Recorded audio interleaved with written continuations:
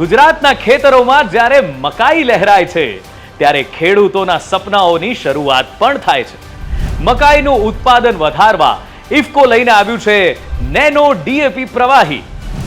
મકાઈના 1 કિલો બિયારણને 5 millilitre IFFCO nano DAP થી બીજ માવજત આપી 25 થી 30 મિનિટ સુધી સૂકવી વાવેતર કરવાથી મકાઈની સ્ફુરણ શક્તિમાં વધારો થાય છે અને તંદુરસ્ત તેમજ મજબૂત મૂળ સાથે વહેલો અને સારો ઉગાવો આવે છે.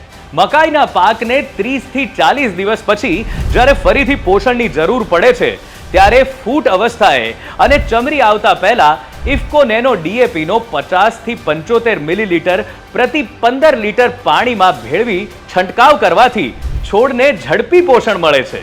દાણા ટોચ સુધી ભરાય છે. વજનદાર અને ચમકદાર દાણા મળે, ઓછા ખર્ચે વધુ ઉત્પાદન મળે. મકાઈના પાકમાં ઇફકો નેનો ડીએપી નો ઉપયોગ કરી પરંપરાગત ફોસ્ફેટિક ખાતરનો વપરાશ ઓછો કરી ખાતર ખર્ચ ઘટાડી શકાય છે.